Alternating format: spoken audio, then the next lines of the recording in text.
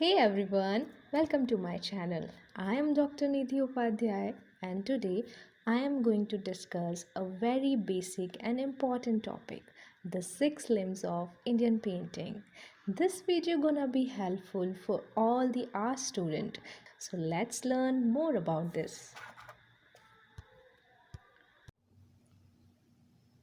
What is limbs ये हम इस वीडियो के आगे जानेंगे बट उससे पहले आप लोगों का ये जानना भी ज़रूरी है कि लिम्स की इम्पोर्टेंस क्या है पेंटिंग में, क्यों ज़रूरी है पेंटिंग में लिम्स। जिस तरीके से हम कोई मिठाई खाते हैं तो उसमें एक मीठापन आता है और वो मीठापन आता है शुगर की वजह से। विदाउट शुगर कोई भी जो मिठाई है वो मिठाई नहीं रहेगी क्योंकि उसमें मीठापन ही नहीं रहेगा। उसी तरीके से अगर हम कोई पेंटिंग बना रहे हैं और उसमें हम लिम्स का यूज़ नहीं कर रहे हैं तो वो पेंटिंग इनकम्प्लीट मानी जाएगी। इस वजह से किसी भी पेंटिंग में लिम्स का होना कंपलसरी है, मस्ट है। इन्हीं लिम्स और शरंगास को पेंटिंग के सिद्धांत और प्रिंसिपल्स भी कहा जाता है। लिम्स को हिंदी और संस्कृत में षडंग नाम से जाना जाता है। षडंग दो शब्दों को मिलकर बना है। पहला शब्द षड that means six and the other one is अंग दैट मीन्स अ पार्ट, यानी सिक्स पार्ट। छः अंग जो पेंटिंग के हैं उन्हें लिम्स कहा गया है।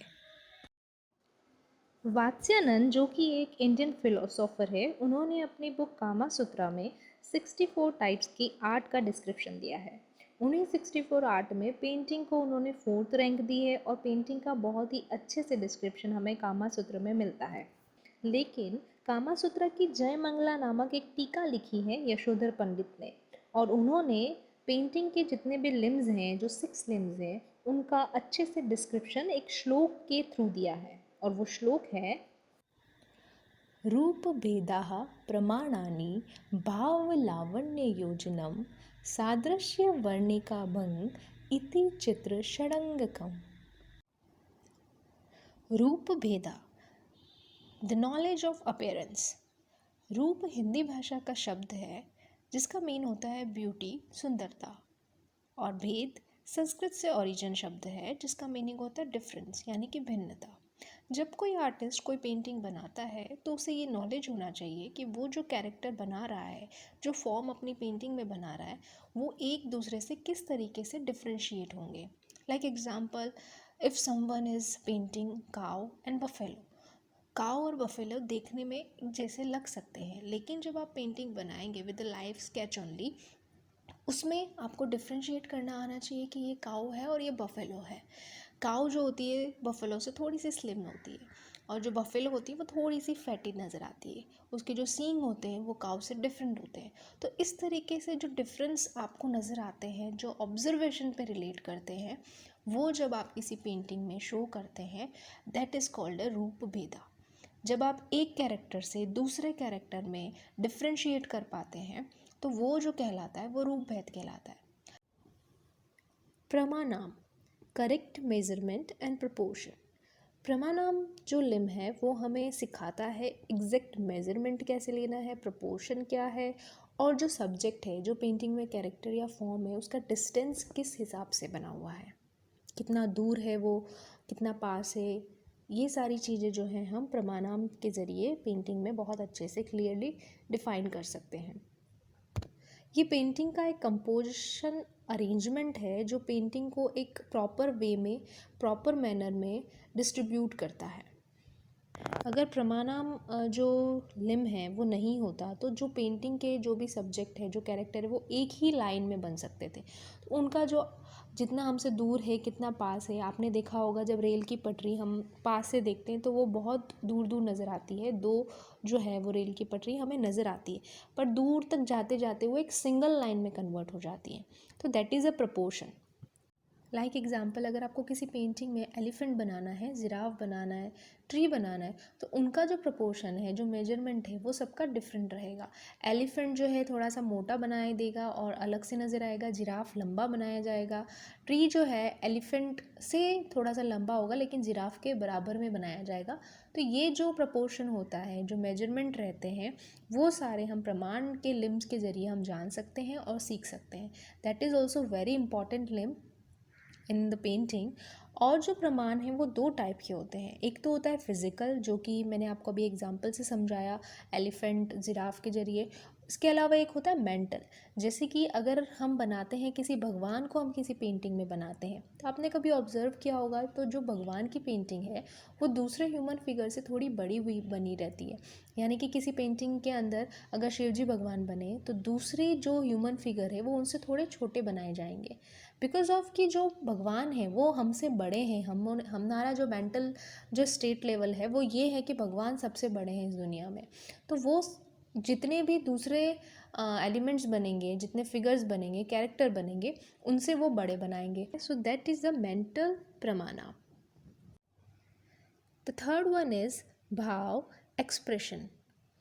एक्सप्रेशन क्या? दुखी होना, खुश होना, सरप्राइज़ होना, डरना, ये जितने भी एक्सप्रेशन है, जो भाव है, उनको जब किसी पेंटिंग में एक्सप्रेस किया जाता है, that is a limb of भाव। इसके थ्रू हम पेंटिंग में ये सारी चीज़ें अच्छे से दिखा सकते हैं। ह्यूमन बीइंग जो होता है वो अपनी आईब्रोज, आई, लिप्स, नोज़ के ज़रिए जो है अपने एक्सप्रेशन शो कर सकता है। आपने बहुत सी पेंटिंग देखी होगी, जब रो रहे हैं तो वो आइज़ के ज़रिए, बहुत आइज़ अलग से रेड हुई हुई है, आंसू निकल रहे हैं, तो यानी वो पेंटिंग जो है सैडनेस जो है एक्सप्रेस कर रही है। वो जो भी कैरेक्टर बना हुआ है वो दुखी है। कोई हंसता है तो वो वाला एक्सप्रेशन जो है वो अलग दिखाई देता है। तो ये जितनी भी चीज़ें हैं, ये जो जितने भी एक्सप्रेशन है, वो एक भाव लिम्ब के अंदर आते हैं। अब आपने देखा होगा जो ह्यूमन फिगर्स हैं वो अपने एक्सप्रेशन जो है बॉडी पार्ट्स के ज़रिए जो है एक्सप्रेस कर सकते हैं। बट कुछ कुछ ऐसी पेंटिंग्स होती हैं जो मॉडर्न आर्ट होती है, जो सब्जेक्टिव पेंटिंग्स रहती हैं, ज्योमेट्रिकल्स पेंटिंग्स रहती है, वहाँ पे अगर कुछ एक्सप्रेस करना है तो वो कलर और शेप के ज़रिए वहाँ पर जो है एक्सप्रेस कर सकता है आर्टिस्ट। भाव जो लिम्ब है वो भी दो तरह का होता है। एक होता है हिडन इमोशन। आपने कुछ पेंटिंग्स देखी होगी जिसमें कि कुछ शो नहीं हो रहा है, उसमें सिर्फ एक लड़की बनी है, वो अपने नी के ऊपर बैठी हुई है और उसका जो फेस है वो उसने कवर कर रखा है अपने हैंड से, तो वो क्लियरली शो हो रहा है कि वो दुखी है। ठीक है। और किसी के अंदर कोई पेंटिंग है जो इंसान सिर्फ स्काई की तरफ देख रहा है और उसकी आंखों में एक अलग ही जो है चमक दिखाई दे रही है, तो वो है कि वो खुश है। तो इस तरीके से आप पेंटिंग के अंदर हिडन जो इमोशंस हैं वो नज़र आते हैं। एक होता है ओवर रिलेवेंट, यानी कि जो नज़र आता है, जो दिखता है, जैसे कि ज़ोर ज़ोर से कोई हंस रहा है, कोई ज़ोर से रो रहा है, डांस कर रहा है। These all are the also emotions. The next one is लावण्य योजनम. This is the most initial in 6 limbs. जब कभी आप कोई डिश खाते हैं, चाहे वो कितनी भी डिलीशियस हो, लेकिन उसमें जब थोड़ा भी नमक कम हुआ या आपके स्वादानुसार नहीं होता है, तो वो डिश हमें बहुत ज़्यादा टेस्टी नहीं लगती है। जब हम अपने अकॉर्डिंग उसमें नमक ऊपर से ऐड करते हैं तो उसका टेस्ट हमें ज़्यादा पसंद आता है। जो प्रमाण है वो प्रपोर्शन को बैलेंस करता है, और जो भाव है वो एक्सप्रेस करता है एक्सप्रेशन को। और जो लावण्य योजनम है वो दोनों ही भाव और प्रमाण को बैलेंस में रखता है, बहुत ज़्यादा ओवर नहीं होने देता है इन दोनों ही षडंग को। और इसको हम ऐसे भी कह सकते हैं कि लावण्य योजनम जो है एक ऐसा लिम्ब है जो कि पूरा का पूरा आर्टिस्ट के ऊपर डिपेंड करता है कि उसका आर्टिस्टिक नॉलेज कैसा है, वो अपनी पेंटिंग में किस तरह का एनवायरनमेंट देना चाहता है, किस तरीके से ग्रेस लाना चाहता है, ब्यूटी को कितना ज़्यादा, आउटर ब्यूटी कितनी दिखाना चाहता है। वो सारा जो इन्फ्लुएंस है वो सारा लावण्य योजनम के थ्रू हम पेंटिंग में देख सकते हैं। उसी तरीके से जब कोई पेंटिंग बनाता है आर्टिस्ट, तो उस पेंटिंग के अंदर वो अपनी तरफ से ग्रेस ऐड करता है। तो उसका जितना भी नॉलेज है पेंटिंग को बनाने में, वो जितनी क्वालिटी उसमें ऐड करता है, वो सारी लावण्य योजनम के अंदर इंक्लूड होती है। लावण्य योजनम एक ऐसा लिम्ब है जो कि सिर्फ और सिर्फ कैरेक्टर की ब्यूटी को ही नहीं डिफाइन करता है, बल्कि उसके आसपास का जो इन्वायरमेंट है उसको भी बहुत ज़्यादा ग्रेस देता है। The fourth one is Sadrishyam, actuality. This is the most challenging task for the artist to create a painting with Sadrishyam limb.